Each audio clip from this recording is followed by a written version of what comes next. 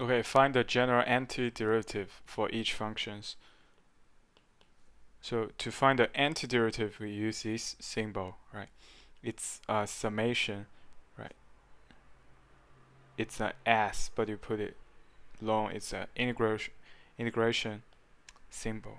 Second square 2x minus sine 3x plus 5.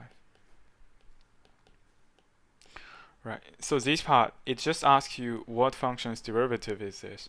Right. Notice that tangent to x, the derivative is second. Right, let's write it here. Right, tangent to x, its derivative is second square 2x times 2. Right. But here you only have this, so you don't want this 2. So what you can do is you multiply half on both sides. Right. So here you remove 2. Here you multiply half. So this part's antiderivative, it's half. Okay, it's half tangent to x. What about this part? Right, this part, so notice that cosine 3x plus 5, the derivative, it's negative sine. Right, it's negative sine 3x plus 5 times 3. Right, so now you don't want this 3, right? But you want this negative sign because here you also have a negative sign. So you multiply 1 over 3 on both sides. You multiply 1 over 3 on both sides. So these parts, the derivative is cosine 1 over 3 cosine 3x plus 5. Okay, then the last part we have to plus a constant c. Why? Because for any constant, right, for any constant the derivative is 0, right? So for any constant the derivative is 0. So if you differentiate this, you'll get 0, so it doesn't matter. So for the general antiderivative we have to plus c here. Okay.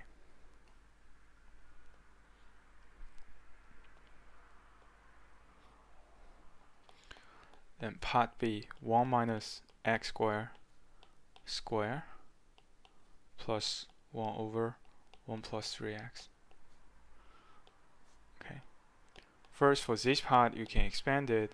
It's x to the power 4 minus this plus 1, right, plus this. So for this part, what function's derivative is x to the power 4? So x to the power 5, the derivative is 5x to the power 4, right? But you don't want this 5, so you have to multiply 1 over 5 in front. Okay. So similarly, this part, x squared, right? X cubed, the derivative is 3x squared, right? You want this 3 to be 2, then you have to multiply 2 over 3. And you want a negative sign, you have to multiply negative sign. Right? And this part 1, so x derivative is 1. Right? And this part ln x, the derivative is 1 over x. Right? So it's ln 3x plus 1. But if you differentiate ln 3x plus 1, you'll get 3 over 3x plus 1. You don't want this 3, right? So you multiply 1 over 3 in front. And okay. And it's another problem is here x could be any value, right? X could be, this could be negative, but ln something, you want it to be positive only.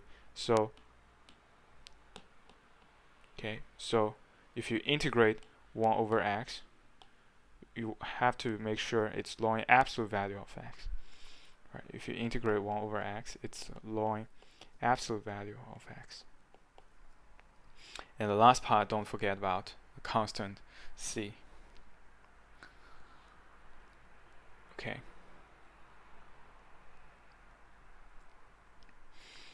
In part C, the integration of e to the power of 2x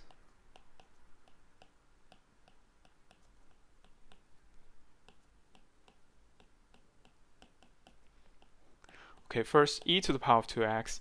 E to the power of 2x derivative is 2e to the power of 2x, right? then you want the derivative to be this, then for here you have to divide by 2, right? And this part, sine inverse derivative is exactly 1 over square root of 1 minus x squared, right? So you integrate this, the result is sine inverse. And this part, tangent inverse, the derivative is exactly 1 over 1 plus x squared, right? So this part you minus tangent inverse x, and then you plus c.